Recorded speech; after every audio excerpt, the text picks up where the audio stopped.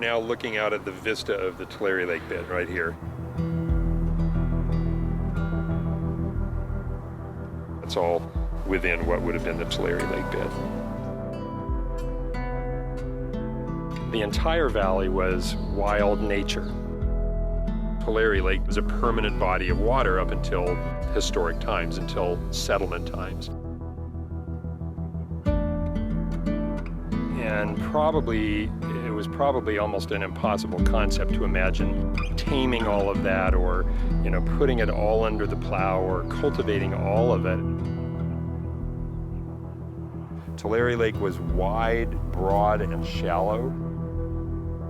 A good number to use for its average size was about 440 square miles. Nearly impenetrable tule marshes all around the edges. There is no remnant of the lake out there now. So my back is to the source of these waters. All these waters came out of the Sierra, and lake would have been all of the land that's west of us right now.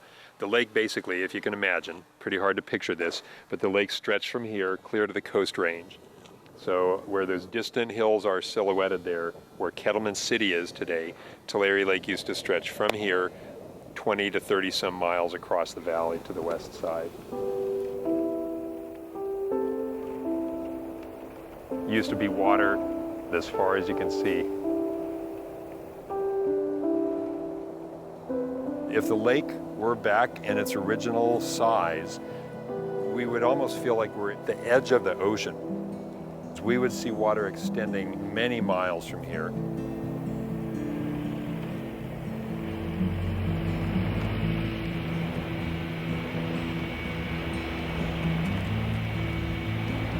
This area probably was first farmed in about the 1860s or 1870s.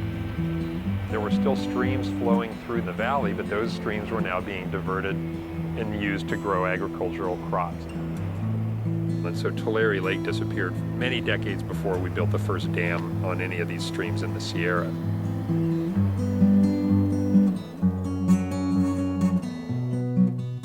And as the lake began to disappear, this lake bottom soil was and is some of the very best agricultural soil in the world. And so the productivity of this ground is unquestioned. It's just very hard to imagine that this lake bottom land once was the shore of a huge freshwater lake.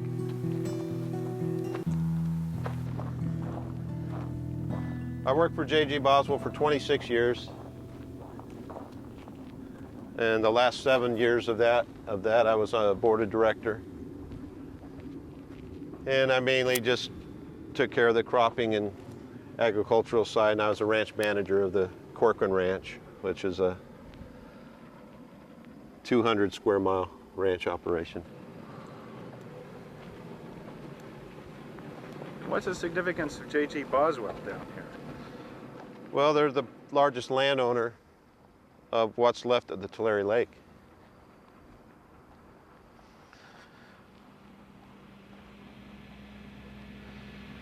And it's really where I learned how to farm and work with just some tremendous people, some really good people. You can see how clean the levees are, so no weeds are taking out any water. No trees are removing any water. The water's being channeled and taken right to a crop. It's a very efficient system. May not be the prettiest, but it's highly efficient.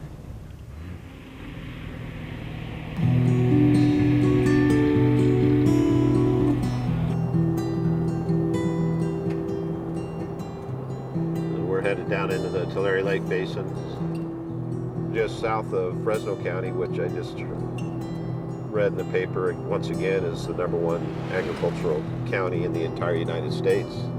They brought in over $5 billion.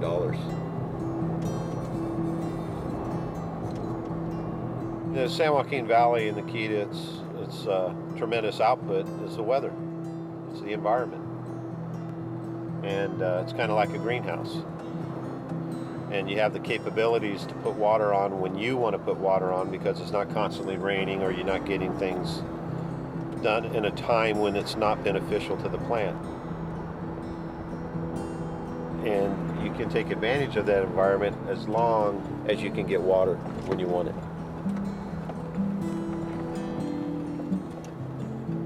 And a nice little tomato field here with the tractor pulling it out of the field. And you know, tomato production in the San Joaquin Valley is a critical component in the United States. 95% of all the processed tomatoes are grown here, from pizzas to ketchup. And look at the color. So you see, you got to have good drivers. So you got a driver driving the machine, you got a sorter on the back, you've got a person driving this tractor, and we call these tubs, pulling a tub. So when they fills that back end one up, he'll go to the front end. There's another harvester going right there.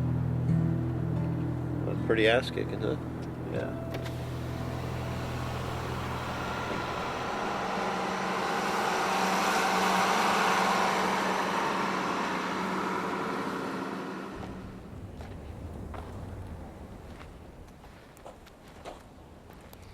Well, where we are now is on this prehistoric shoreline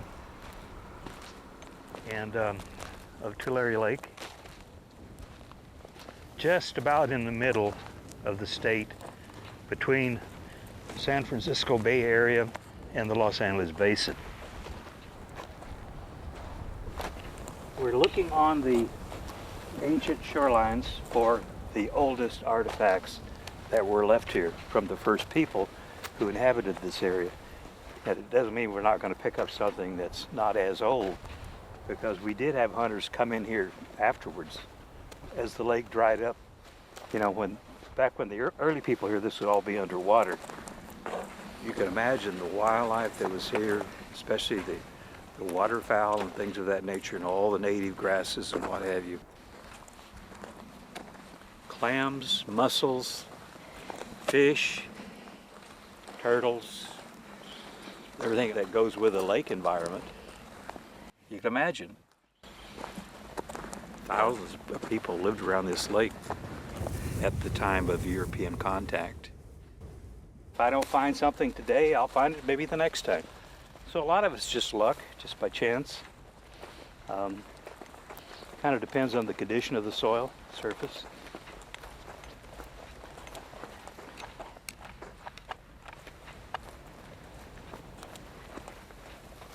But you always get something out of it.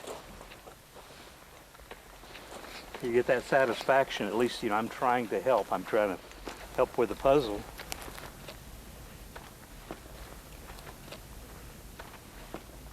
There's a lot of questions left unanswered out here.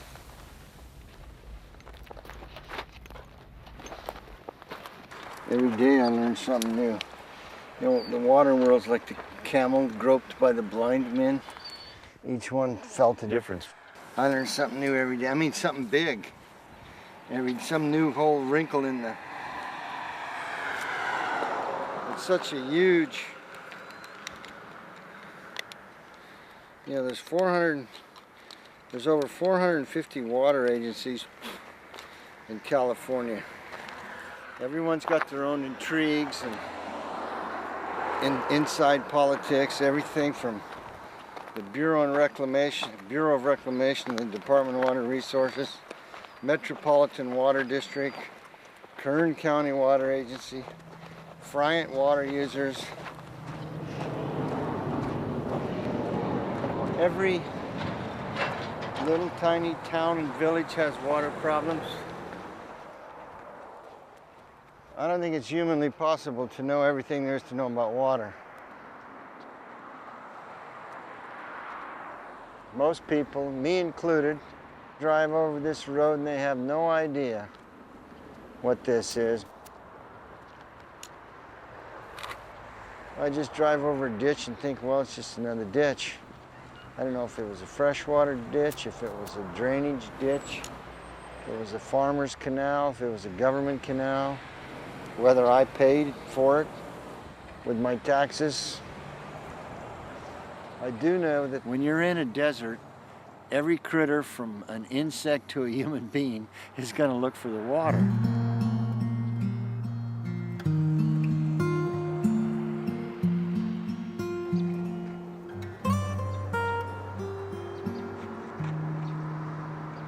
Part of the valley history is part of my family's history as well. I write about the changes that each generation has seen throughout the years. And I think makes us, I hope in the end, a little more respectful toward the land. My family was some of the first farmers here, so they started that alteration of the landscape. Railroads coming in, towns being built, the lake bed drying up completely. When they came here, there was a Tulare Lake. And they moved here and started farming. What I was always interested in seeing is what my great-grandparents saw. The oak trees, the wildflowers, and the rivers going through the valley. And I try to imagine something that's no longer there. But my grandparents saw it, my great-grandparents saw it, and went out in boats on Tulare Lake. Family stories that have been passed down about Tulare Lake and about the river and about the farmland. And here's, my generation's contribution to the valley landscape, and that's in the form of subdivisions and building and commerce. This is the property that fed my grandmother's family. This was all alfalfa, 120 acres. They tilled it and they brought water to it and made it an incredible farming region.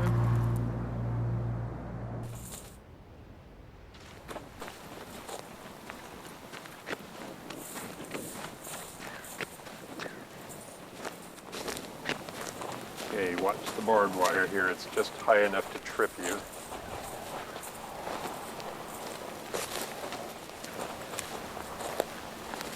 Here's some of the stinking gourd growing on the riverbank, just like over along the Cottonwood Creek. Jays that plant all the oak trees, and now we're dropping down into river bottom. From the high ground, we're coming down through sand, going by things like a real spiny member of the sunflower family that grows in the sandy soil. Past willows. Willows make the same sort of cottony seeds that cottonwoods make. So we are now in an oxbow of one of the channels of the Kings River.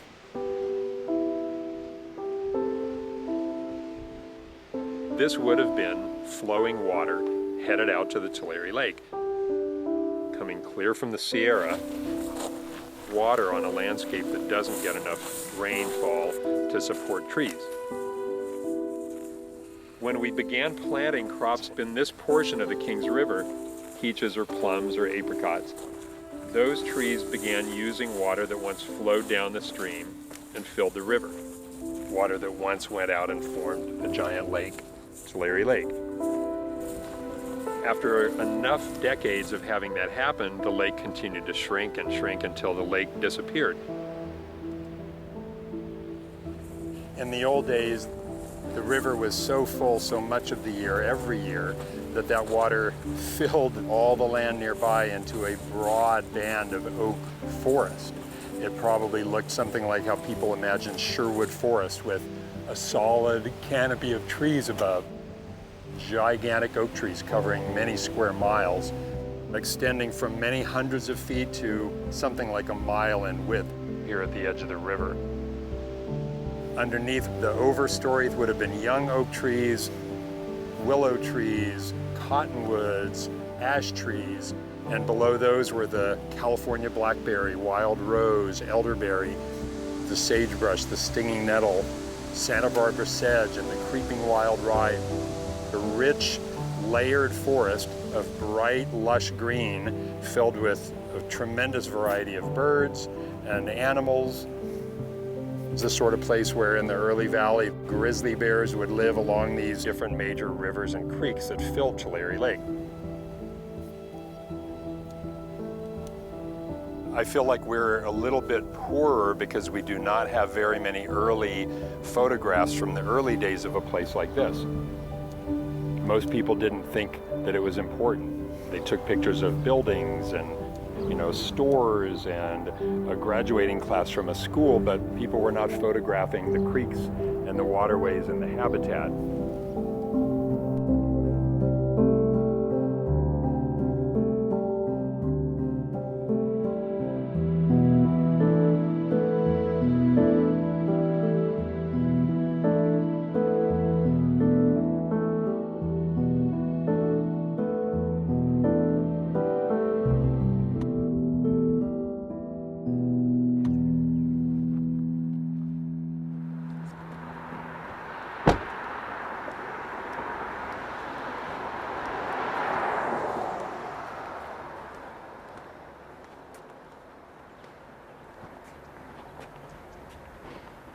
This is the wrought iron gate that my grandparents met in front of. This would have been in 1905 or 1906 when they met here. And when I was 10 years old and my grandma was 90, she came back here to visit. And we'd gone out to the cemetery to see the graves of her parents and her friends. And then she asked us to drive her by here. And I was 10 years old, and I remember sitting in the back seat with her, and I remember she wasn't able to get out and walk, but we rolled down the window, and she pointed to this gate, and she told me almost like a secret. That's where I met your grandfather, right in front of that wrought iron gate. And as I said, I was 10 years old, and 20 years later, I came back to this museum to do some research. Hello. Hi. I'm Eileen. Hi, Linda Atkinson. Nice to meet you. Linda Emanuel. Nice to meet you. And I'm Val Fertile. So did you get a copy? It's called signature quilt, where each resident has signed their name and then it's stitched over and in thread. We'll just take it into the parlor and we will spread it out because I think it'll be easier. It just kind of puts them in that place, and that idea of a growing community, the building of a community. Let's see, let's turn it. And that's where I got the title Pattern of the Land, because it's the pattern of this quilt. We could just mislabel it.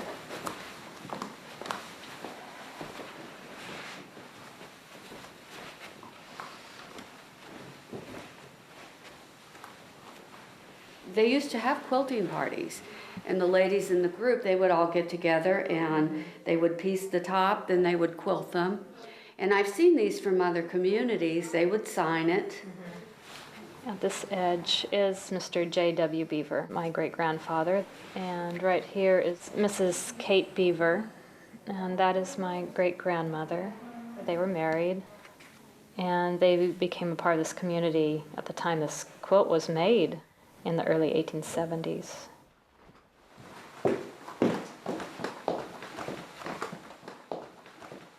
Here's this map of showing how large Tulare Lake actually, could expand to, the Phantom Lake.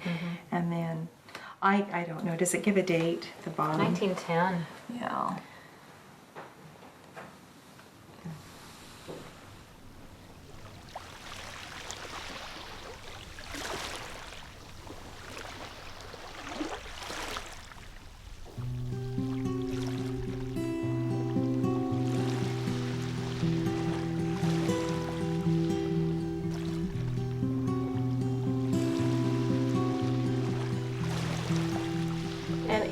People would go to the lake for a weekend or even a week, and they would camp as these men are camping, and they would fish, and they would also go on duck hunts.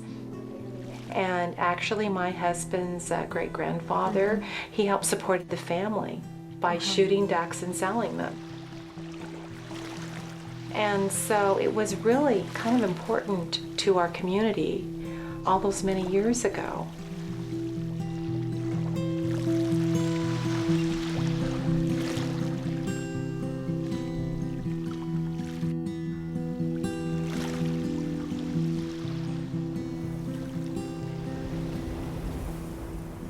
All of these shiny pieces that you're seeing, these are pieces of clam shell, freshwater clam, or mussel shells.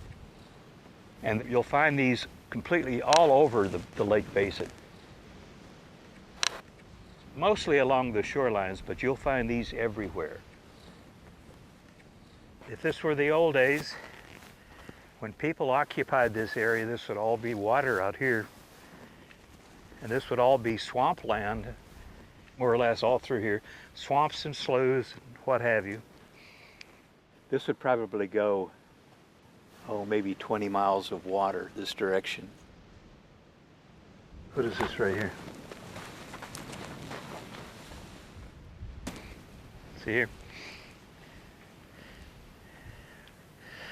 There's you the tip of an old one.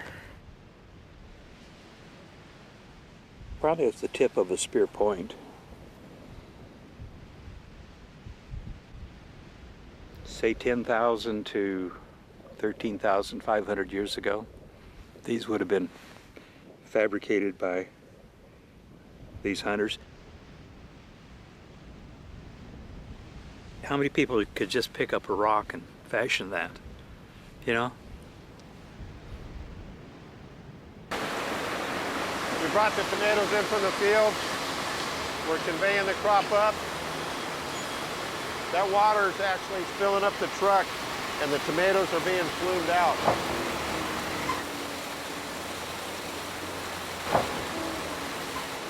You see that water there? See, that's just recycled water.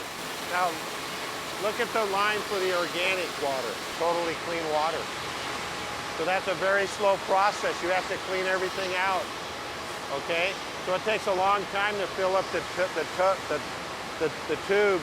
Here we're just using recycled water, but that line for organic, all clean. Oh, so to wash it off, the water. It's all about water.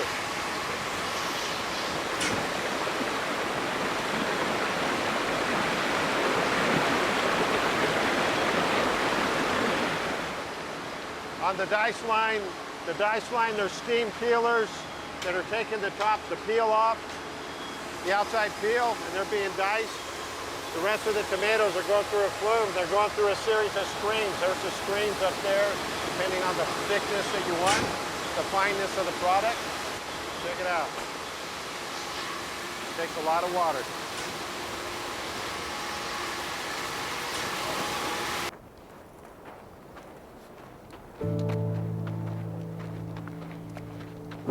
Growing up in this valley, driving through orchards and vineyards, my grandfather was a 20-acre raisin farmer. I have many fond memories of swimming in ditches, driving around the farm country.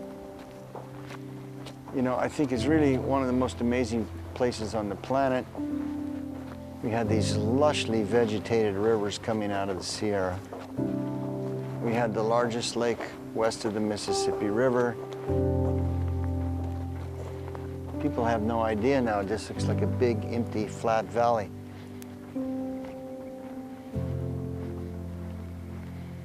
And a beautiful time to have seen the valley would have been 1868 when John Muir came over Pacheco Pass on horseback, and he said the wildflowers were up to his hips while he was seated on horseback. As far as you could see, this carpet of beautiful wildflowers over the valley. And he could see across to the Sierra, the range of light. Those were the times when the lake, Tulare Lake, was still full of fish. The ducks and the geese were abundant. And of course, you know, we think of it as a wilderness. In fact, it was a fairly heavily populated place. The Central Valley of California was one of the most heavily populated indigenous places in America. And there were Indians living all over this valley. They lived on islands in Tulare Lake. They lived all over the foothills. And they lived in relative harmony. This is kind of, my private hideaway. This is a type called Excelsior. They're blades, a lot of serration on the blades. Typically that would be the shape of an Excelsior type. These would be, see all the serrations? But look at the size of the lake. See all the tules around the shorelines? Tules and sloughs and so on.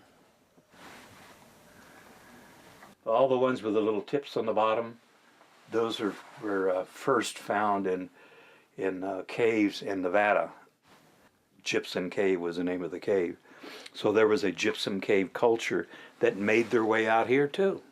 See, it looks like all of these groups you find in the Great Basin eventually ended up in Tulare Lake. And it's been referred to by a lot of the archaeologists as a aboriginal Garden of Eden, you know, back when, especially when the Yokuts lived here. And the Europeans showed up and decided to convert it into cotton farming.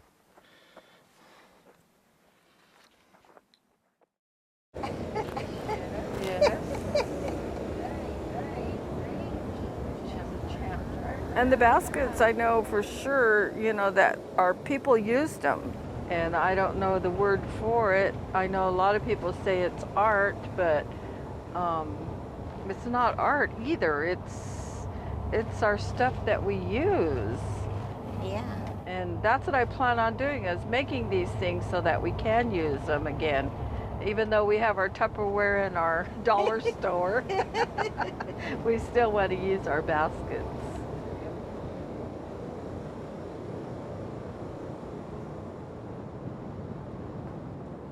We're going up to Badger to gather our sourberry sticks.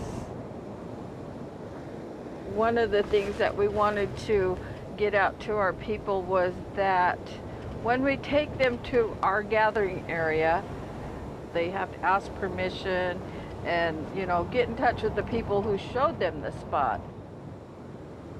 These areas aren't protected or anything, but you don't just get in there and go and gather. Once you see sourberry sticks out here, then you recognize it when you're driving down the road. Oh, there's the plant. So when Mom and I travel, we're always looking at the ground, you know, looking for different plants and stuff. See, these are the straight ones that I was telling you about that we're kind of looking for. That's the ones that we want. Sourberries. There's still a lot in there, but it's, I don't like to struggle. The European days, I try not to think about it because that's all in the past. But I know when my kids see the documentaries, you know, it makes them very angry. And I know we have things to be angry about, but it's not going to help anything, you know, so we just, I don't know. I just try to educate people on what we're doing and why we're doing it now, and you know, just trying to keep the togetherness and getting our traditions to come back and stay alive.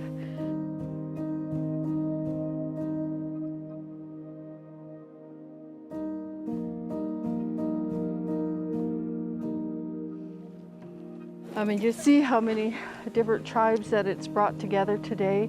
And this is Monos, Tachus, Chumneys, and, you know, just that many different tribes all together. And this material that we're picking today is for the cradle boards, and that's where we carried our babies over our backs.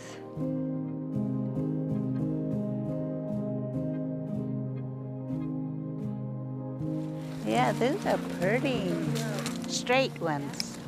There you go. Makes me feel good. Really, you don't know how it makes me feel to see the new generation gathering.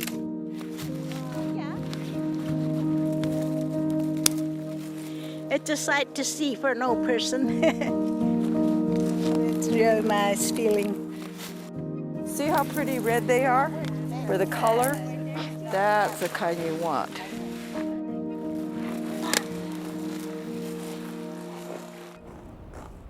This was all open water when there was a big lake here. And now this is a big evaporation pond for agricultural wastewater. The soils of the western San Joaquin Valley are underlain by a clay layer. The bottom of the ancient Tulare Lake that blocks the downward percolation of applied irrigation water.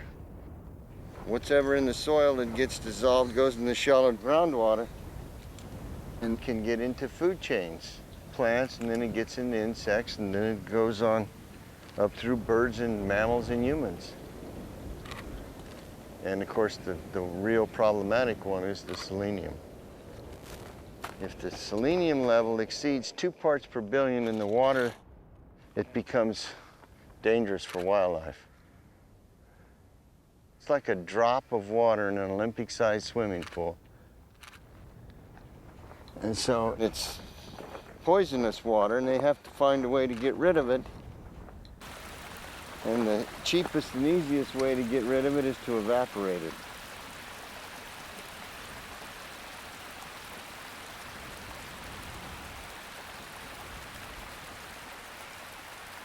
There's your salt crust.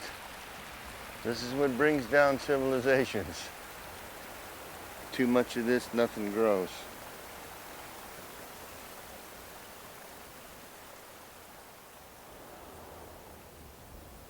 Looks like, I don't know, it's got to be 400 or 500 acres right here.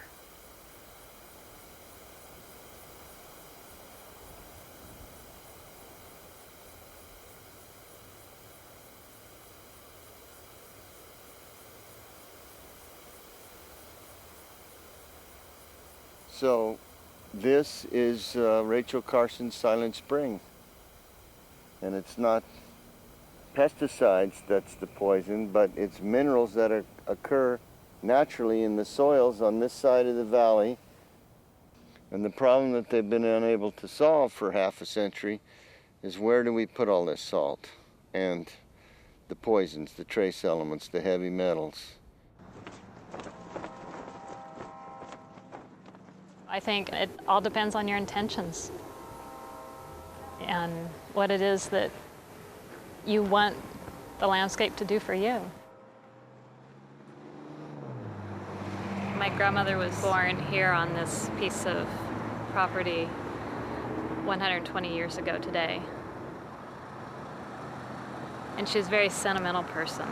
So I think she'd be very happy that I'm here 120 years later. I don't know what she'd say about the state of what her parents' ranch looks like today.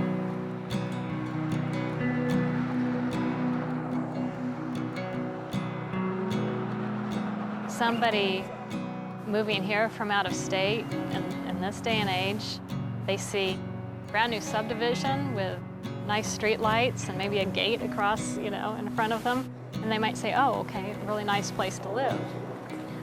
Somebody who's lived here longer than that, my father would see that subdivision as a very sad thing, because that paved over what was once his family's farm.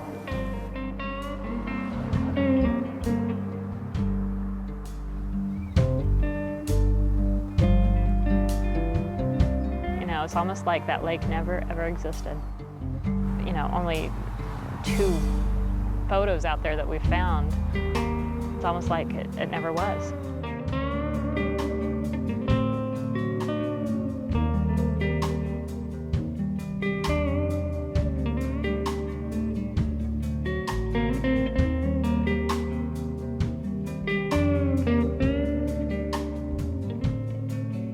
And so the landscape changed its course.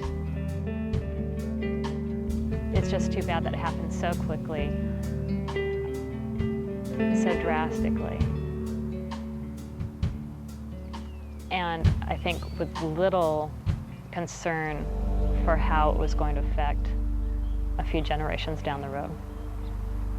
That's what it comes down to.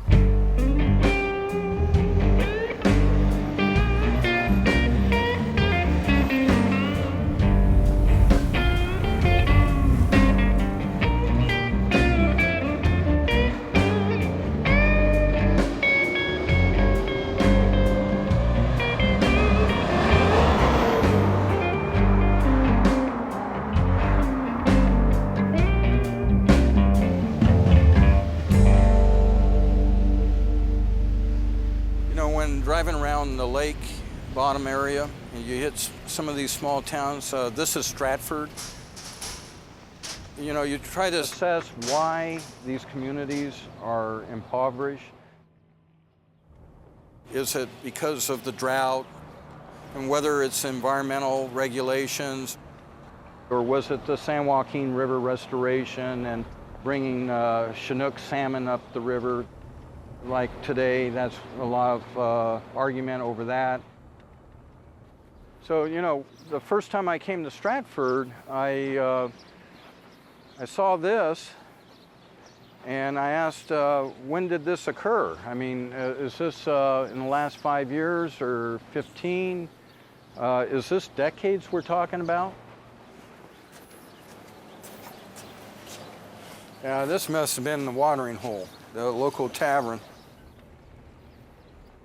Stratford is in the 20th Congressional District, and this district is ranked 435 out of all the districts in the United States as it relates to poverty.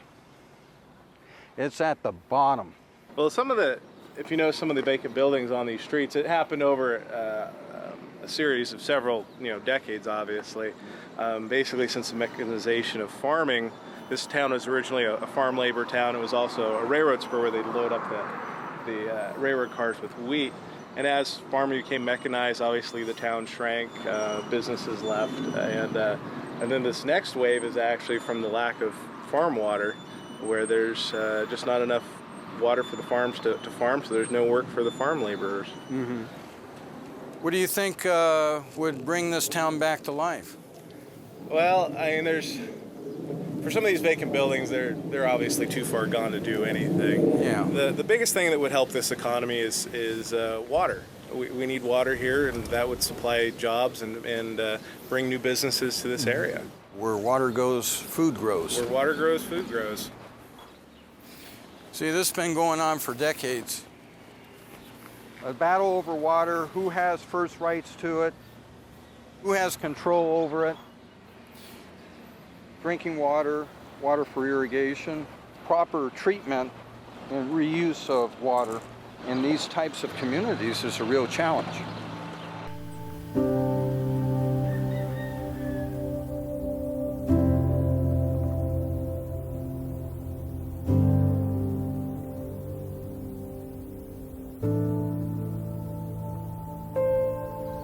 So, when you tell a farm worker or a family that your water is high in arsenic or high in nitrates, it raises a lot of questions.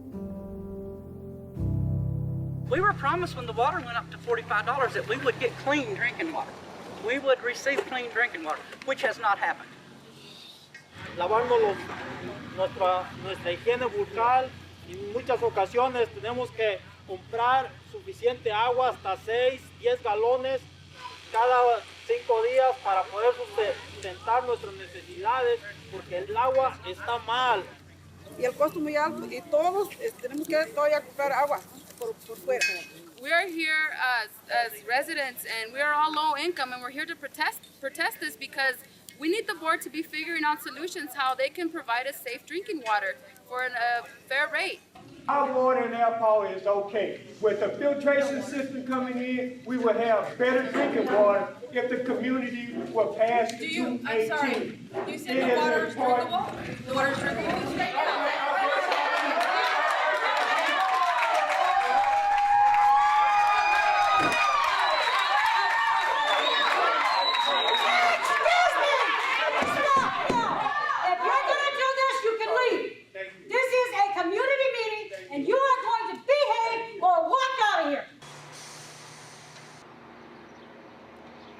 There's these communities that are struggling to exist and don't look down on us, but try to work with us.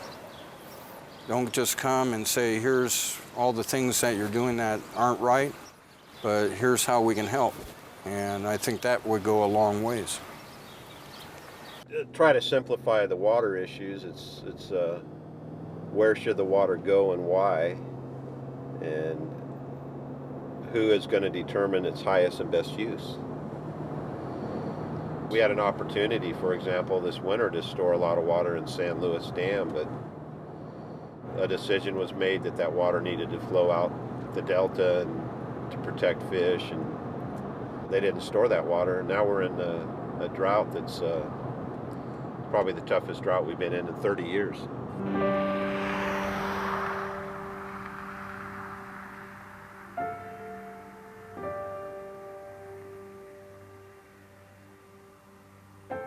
Without water, you have nothing. Without water, you don't have any crops. Without water, you don't have any life. So water is the key. The winter time. This is where it starts for us. This is a critical time of year as you wait, see what type of snowpack develops, and know how much water you're going to have for next year's crops. And then in the spring, as the snow melts from the Sierras, the water will start flowing down the river for agricultural use, for crop irrigation.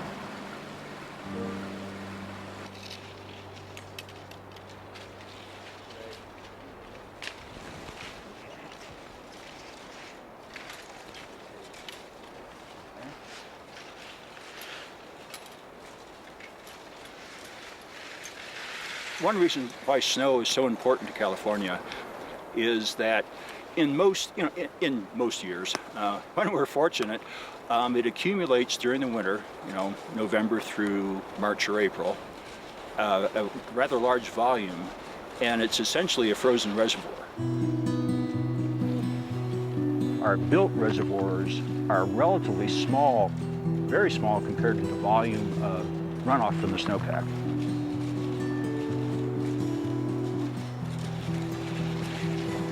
As we deplete reservoir storage in the summer and then through the winter, we depend upon the melting snow to replenish that storage, to refill the reservoirs.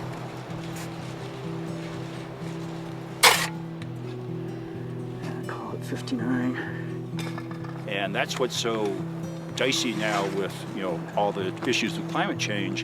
Getting that ice down on the bottom is because instead of accumulating snow, say at this elevation, 5956, if you're getting mostly rain, that runs off immediately, so you don't have that effectiveness of the storage that the snow provides. It's just not really practical to think of building sufficient reservoir storage to provide the level of water supplies that we currently enjoy now with the snowpack. Right here, I don't remember ever having to do this. The combination of the snowpack storage and reservoir storage really has allowed California to develop in the way that it has. If we go from snow-dominated to rain-dominated winters, then how reservoirs are managed is going to change very dramatically.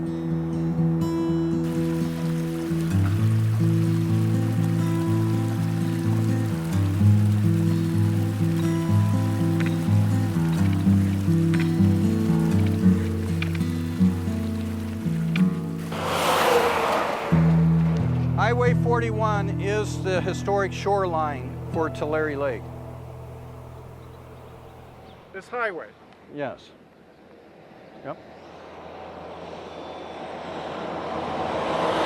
Very interesting about the road because it runs north to south.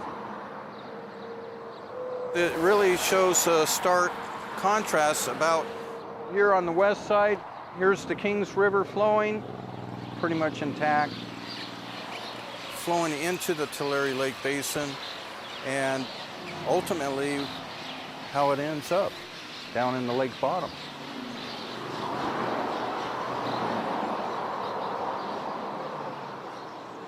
You see these gates?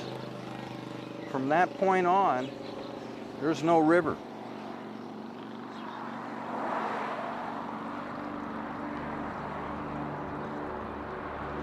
So the water is headed towards Tulare Lake down this canal.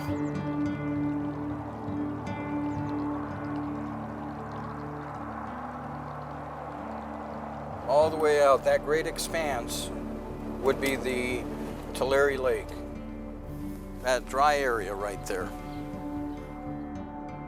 The Phantom Lake. If you do see water on the surface, that's more a mirage at this point in time.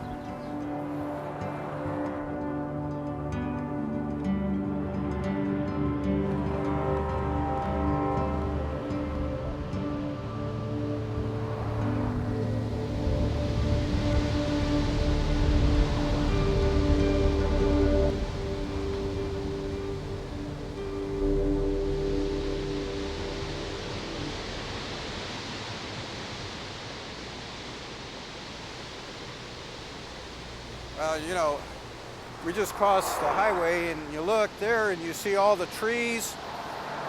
You know that's a living river. And then you look here, you see some of the trees and you just look out there towards the historic lake and it turns into canals with gates, water diversion systems. And water in the lake. The decision for that water is for agricultural purposes only. So that this is the Tulare Lake today. Nothing but dust. The question is there a way to still grow cotton, have this type of infrastructure, as they would say, or canal system, and restore the river and the lake just like it was on the other side of that highway. The water is there, even though it's a canal today. You would engage the farmers, you would engage those rural communities and the environmental community as well. So instead of building bigger dams up in the Sierras, you let those waters flow down and you have it come down this Kings River and you have it come into the Tulare Lake. The lake bottom area may have no more than 12 landowners, major landowners, and 60 residents. And just imagine that you're only going to use 10% of the lake to start with. And that's multiple beneficial use. Good drinking water, as well as to lay water on the lands for irrigation purposes and for the environmental benefits and for recreational purposes, what's called quality of life.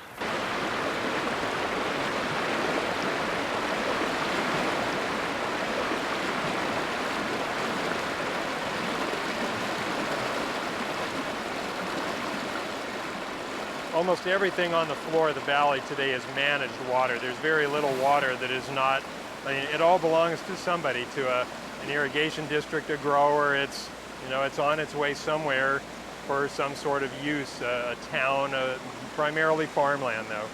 The majority of the water in the Southern Valley is still agricultural water.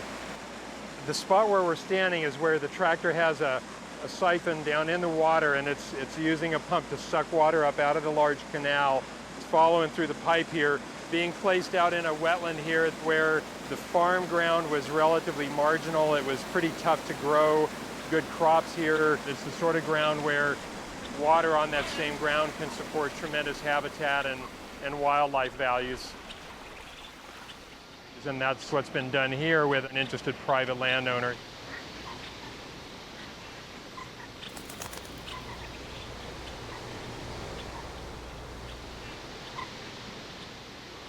To really get a feeling for a tule marsh, you just have to get in the tules.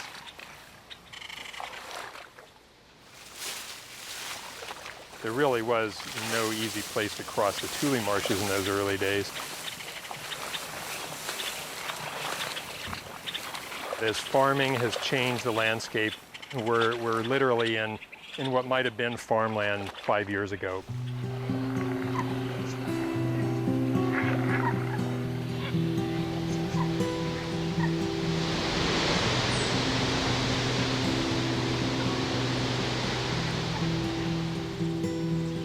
We're near the southeast shore, watching a female grackle come across to land in the tules, and red-winged blackbirds and dozens of ibis. There's just a richness of wildlife here that are here because this literally is the Tulare Lake. This is a restored remnant of the Tulare Lake. The same kind of marsh vegetation, the same kind of birds, nesting birds like ibis. Their silhouette is intriguing because they have a long neck and a bill that first down, and then their long legs and feet trail out behind.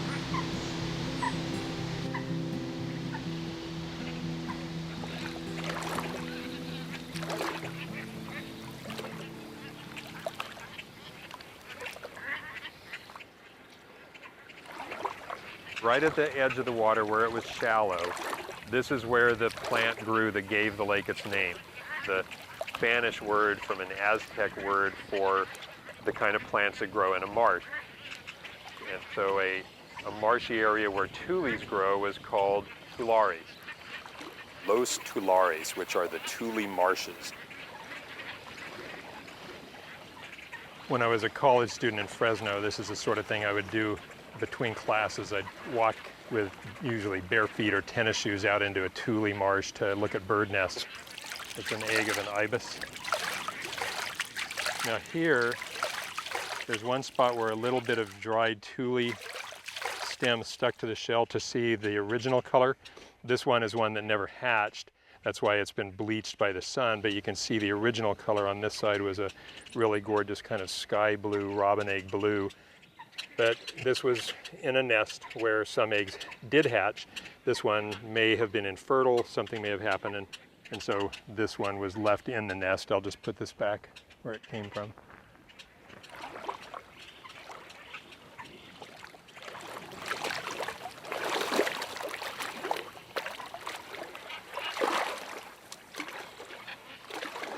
These were the plants that the Yokuts would gather and, tie into a bundle shaped like the pontoon of a catamaran that allowed them to go out and fish and hunt for waterfowl out in the marsh. There's just a remarkable richness of life in this kind of a place.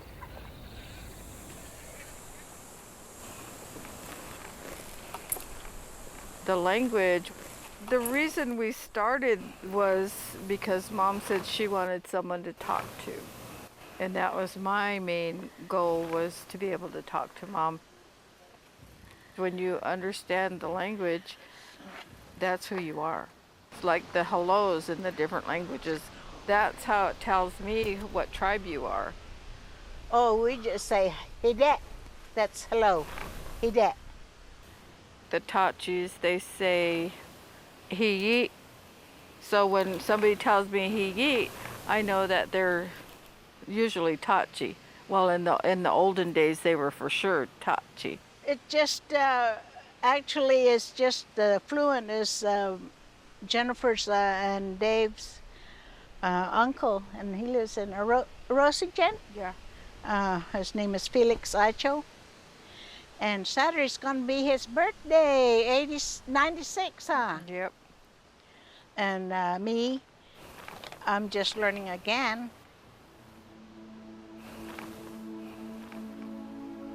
So we're the only two that actually do speak our language. And he's a Wakchampni. And we travel a lot together, and so I'm able to hear her more. And then I tell her silly stuff when we're driving down the road and things like that. So we have fun with the language. Habitat? Ineshata. Ineshata, yeah. Ha'ama ineshata. Yeah. Is how are you feeling? Ha'ama ineshata hachi. How are you feeling today? We don't have a goodbye, because we never said goodbye. We just said we'll see you later when you return and all that. Hadaw mahuiwin. Ikat na mam hadaw mahuiwin. That's I'll see you when you return.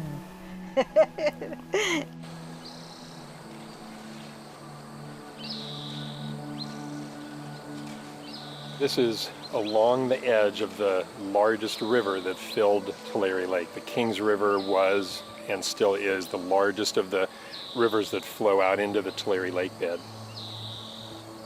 The Kings River historically was a year-round river.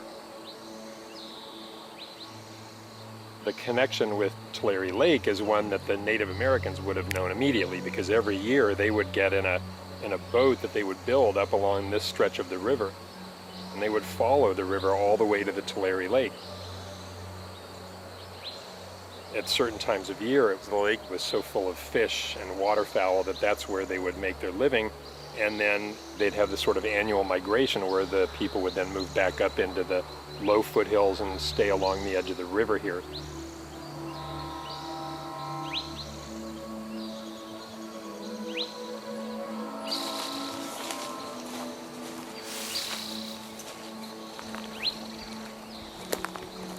Now here it is, the 21st century, and it's still possible in the hustle-bustle growing valley that we live in to find a spot kind of off the beaten path. We could hear the train travel by earlier. I can hear other vehicles in the distance, but this is a spot that's still remarkably quiet.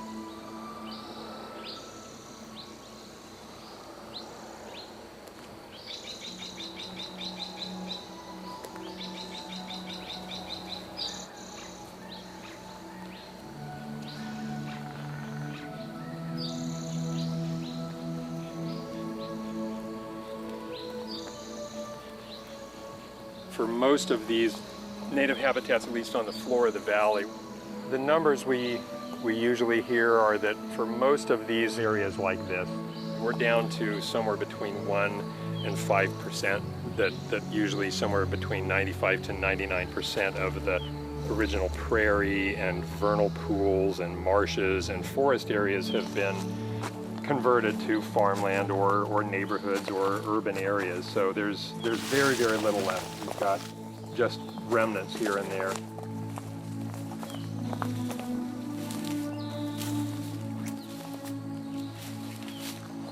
Okay, now here's a remarkable contrast, and the contrast is very, dramatic. It's forest, and then a dirt farm road, and then right on the other side a relatively new orchard. I think that you can see here that orchard is doing quite well. Got some drip irrigation running on it right now. And the forest at our back that we've just wandered through is doing extremely well. And I guess really my fondest hope is that we can come to an understanding in the valley where agriculture and environmental or habitat conservation can go hand in hand, because I think that in almost all parts of the world they do and they should, because they are allies in many ways for the need for water and for clean air. All the same sort of things that benefit the farmland are things that typically benefit wild habitat as well.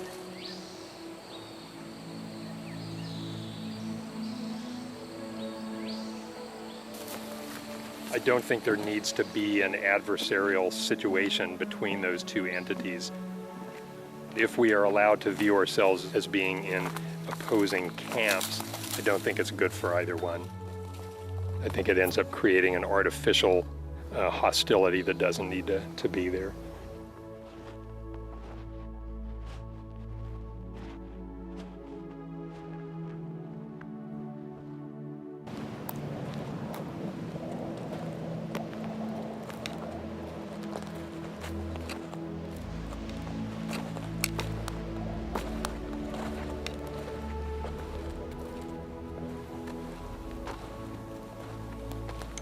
Who knows what's going to happen to this? They may start farming it again, or they may just let it grow over with weeds. Just not sure.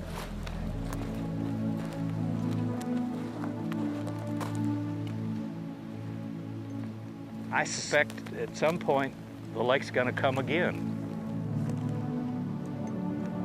I think there will be times when there's just more water than these reservoirs and these dams can hold back, and this is all going to flood again.